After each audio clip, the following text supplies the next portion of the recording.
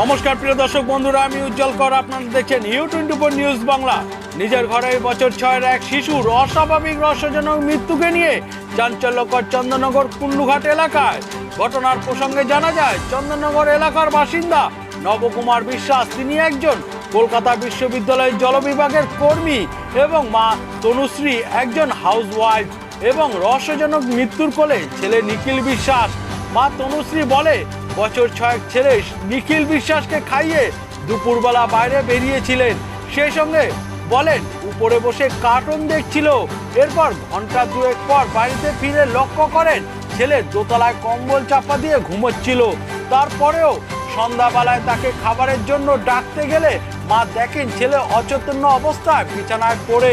এরপর স্বামী নবকুমারকে জানাতেই বাড়িতে এসে ছেলেকে চন্দননগর হাসপাতালে নিয়ে যান এবং চিকিৎসক ছেলেকে দেখে মৃত বলে ঘোষণা করেন।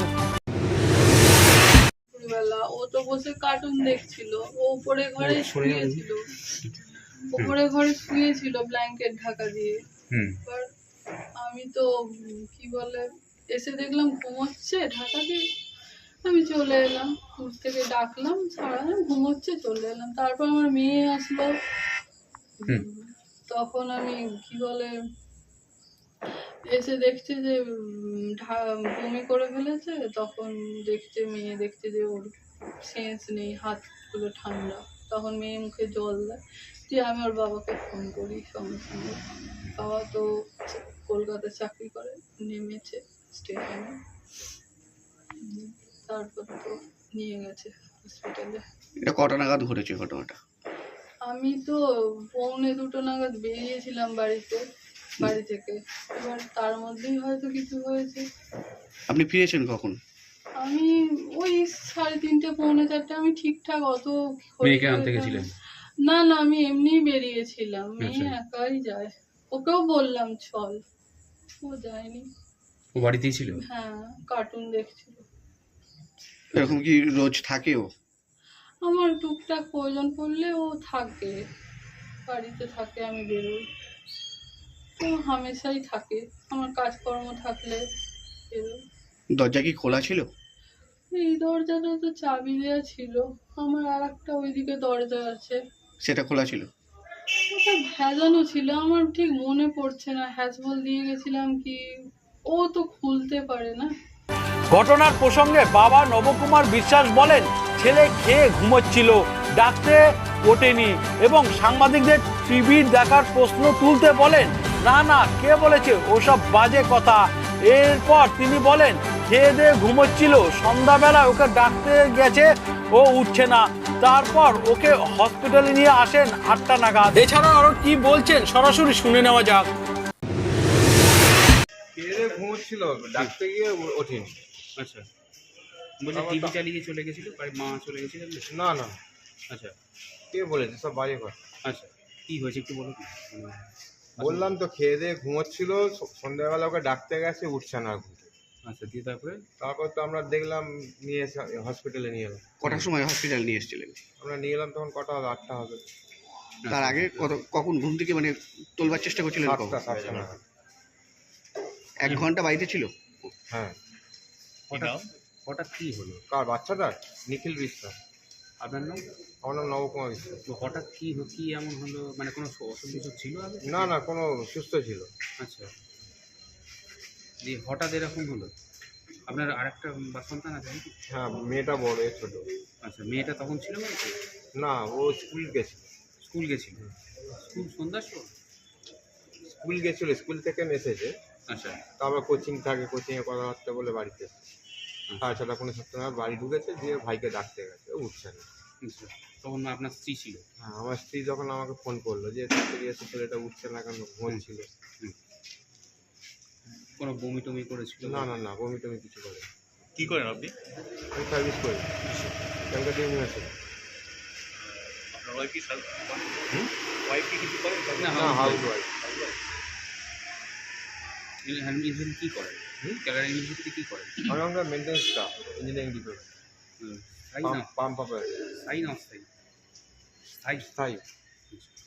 ছেলে কি আগে থেকে কোনো অসুস্থতা ছিল বা কিছু? না, কোনো রকম, আমি সুস্থ ছিল। ছেলের বয়স কিরকম হবে? এই 8ই নভেম্বর 6 বছর কমপ্লিট হয়েছে। স্কুলে পড়তো? হ্যাঁ, কোন স্কুল? ED zone. কোন ক্লাস?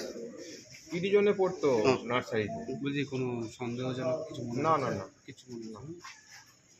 চন্দননগরের বছর 6 নিখিল বিশ্বাসের অস্বাভাবিক মৃত্যুর ঘটনা শুনে Chandannagar police commissioner Amit P Jabalgi বলেন, প্রথমত ওরা ময়নাতদন্ত চাইছিলেন না, তবে ময়নাতদন্ত করানো হয়। তবে জানা যায় শরীরে কোনো আঘাতের চিহ্ন নেই এবং আশেপাশের লোকজন ও মা বাবার সাথে কথা বলা হয়েছে। এছাড়াও রহস্যজনক আর কি বললেন কমিশনার অমিত পি জাবালগি, সরাসরি শুনে নেওয়া যাক। প্রিয় দর্শক বন্ধুরা, আপনারা আরো জানতে ও দেখতে অবশ্যই চোখ রাখুন উজ্জ্বল করে রিপোর্ট U24 নিউজ বাংলার পর্দায়। কালকে আমরা খবর পাই কি একটা 6 বছরের শিশু তার মৃত্যু হয়েছে, চন্দননগর হসপিটালে নিয়ে যাওয়া হয়েছে। পুলিশ ওখানে যায়, ওরা প্রথমত পুলিশ ক্যাম্পে খবর দেয় কি এটা পোস্টমর্টম ওরা দরকার নেই, পোস্টমর্টম করাতে চাইছিল না। কালকে যে আমরা ইনফরমেশন পেয়েছিলাম কি আমরা যে প্রিলিমিনারি যে আমরা খবর পেলাম কি শরীরে কোনো আঘাতের কোনো চিহ্ন নেই, কোথাও কোনো ইঞ্জুরির কোনো মার্ক ছিল না। তার সত্ত্বেও পোস্টমর্টম ভিডিওগ্রাফি করানো হয়েছে। সেই যখন পোস্টমর্টম চলছিল, আমাদের রিকোয়েস্ট করে যখন চলছিল, আমরা এসে মা, বোন, বাবা সকলকে এবং আশপাশে যারা আছেন সকলের সঙ্গে আমরা কথা বলেছি। 2-3টা জিনিস সামনে এসেছে। প্রথমত পোস্টমর্টম যে indication, there is no indication of any homicide, কোথাও কিন্তু উল্লেখ নেই কি এটা বাচ্চাটাকে মারা হয়েছে, দের ইজ নো ইন্ডিকেশন। কথা বলে যে মনে হচ্ছে বাচ্চার কিছু নিউরাল প্রবলেম ছিল, মাঝে মাঝে স্টিল হয়ে যেত, একটা ফিটসের মতো স্টিল হয়ে যেত। সেই জন্য আমরা ফার্দার ওপিনিয়নের জন্য আমরা কনসাল্ট করব। যে ভাইটাল যে ফ্লুইডস আছে বডির, বিসরা, এসব কিছু প্রিজার্ভ করা হয়েছে, কিন্তু এখন অবধি কোনো ইন্ডিকেশন নেই কি ওটা হোমিসাইডাল আছে বা কোনো মার্ক নেই শরীরে, even after postmortem to indicate that the death was due to homicidal আর আনন্যাচুরাল। ইন্ডিকেশন আছে। সেখানে বাড়ির লোকের সঙ্গে কালি যেগুলো, বাবা কলকাতা কর্পোরেশনে কাজ করেন, বড়মে স্কুলে পড়ে, ও পরীক্ষা চলছে, আর একটা 6 বছরের ছেলে আছে। মার she is not mentally fit to answer question. ওনার অনেকক্ষণ আমরা কথা বলেছি, কাউন্সেলিং করে কথা বলেছি। ওনার একটাই কথা আছে, ওনার কথাটা চেঞ্জ হচ্ছে। We feel that she is not mentally fit to give consistent answers. আগে উনি বললেন কি উনি বাড়িতে ছিলেন, তারপর বলে উনি বেরিয়ে গেলেন, যেখানে বেরিয়ে যাওয়ার কথা ছিল ওখানে না বলে অন্য কোথাও গিয়েছিলেন, ওটাও কি ঠিক মতো পারছেন। কেউ একটা অনুষ্ঠান ছিল পাশে, একটা অনেক লোক এখানে ছিল, কেউ ওনাকে যেতে দেয়নি। যে এন্ট্রি পয়েন্টগুলো আছে, বাড়ির যে এন্ট্রি পয়েন্ট আছে, একটাই দরজা আছে সামনে, আর এর পিছনে একটা দরজা আছে যে পুশ করা ছিল, বাইরে থেকে সে দরজাটা খোলা পসিবল না, আর সামনে দরজাটা লক ছিল। সেই লক অবস্থায়, যে as per the statement of the mother, lock ছিল। সে অবস্থায় কিন্তু বাড়ি ঢোকা খুব মুশকিল আছে। উনি রিপোর্ট করছেন 500 গ্রাম সোনা এবং 25,000 টাকা চুরি হয়েছে। আর সকালে 45,000 বলে আমরা বাড়ি খুঁজেছি, উনি মনে পড়েছে কি 10,000 টাকা অন্য কোথাও রাখা হয়েছিল, এ খোঁজে উনি পেয়েছেন। তো এসব কিছু আমরা চেক করছি, ইনভেস্টিগেশন চলবে। ওনার উপরে সন্দেহ করার কিছু নেই, কিন্তু আপাতত যে ক্লু পেয়েছে আমরা ইনভেস্টিগেশন শুরু করছি। আবার এদেরকে জিজ্ঞাসাবাদ করা হবে। We are considering it as a serious case and will give it all importance. এই যে ডাকাতির যে কথাটা উঠেছিল সকালবেলা, যে ডাকাতি হয়েছে বা কিছু, প্রথমত যে আমরা বাড়িতে যখন ঢুকলাম, বাড়ির কোথাও কিন্তু সেরকম যে ডাকাতি হওয়ার কথা সেরকম ডিস্টারবেন্স ছিল না। কথা বলে ওনারা বলছেন কি আমরা নিজে ঠিক করেছি বা যে আছে, তার সত্ত্বেও কিন্তু আশপাশে কিছু ইমিটেশন গোল্ড এবং যে 4-5 গ্রামের যে গোল্ড নিয়ে গেছেন, তার সাথে ইমিটেশন গোল্ড আরও সেটা কিন্তু টাচ করা হয়নি।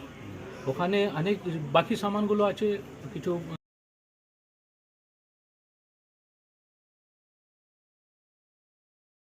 করছে কালকেও বাবা স্বাভাবিক ছিল, আজকে সকালবেলা হঠাৎ বয়ান চেঞ্জ করে দিল। না শুধু তোর কথা বলতে পারবো, সত্যি যদি কোথাও যদি কোনো বাড়ি থেকে গয়না চুরি হয়ে থাকে বা যা আছে, আমরা তদন্ত করব সব দিক থেকে। আপাতত আরেকটা ইনভেস্ট করার পরে, ইনভেস্ট করার পর যারা করার পরে এখন ওরা কিন্তু আগে পোস্টমর্টম করাতে চাইছে, পুলিশ ক্লেম দিতে চাই না। ইনফ্যাক্ট ওরা করেছে উইদাউট পোস্টমর্টম, ওরা ডেড বডিটাকে নিয়ে যেতে চাইছিল। পুলিশ ওটা কিন্তু পোস্টমর্টম করা হয়েছে। ওরা সব দে আর ট্রাবল স্টেট, আমার তো করে যখন সামনে আপনাকে এটা স্যার কোনো রেজিস্টার কি নিশ্চয় করে ইউডি কেস করবো, আমরা তদন্ত শুরু করছি। উনি যদি দেন কি এটা আমাদের থেকে কিছু সোনা দানা সরে গেছে, সেই এফআইআর লজ করে আমরা investigation will consider that the incident has happen, সেই রকমই এগোবো। যদি না হয়ে থাকে, মিস্টেক অফ ফ্যাক্ট হবে, যদি নিশ্চয়ই সেরকম তদন্ত হবে। তাহলে মায়ের যে অসঙ্গতিপূর্ণ যে কথাবার্তা ওর মায়ের, মানে আমি আপনার সেটা নিয়ে আমি কমেন্ট করতে চাইছি না, because she has lost her child. ওনাকে একটা সময় দিচ্ছি, কিছু সামনে তথ্য আসলে আমি নিশ্চয়ই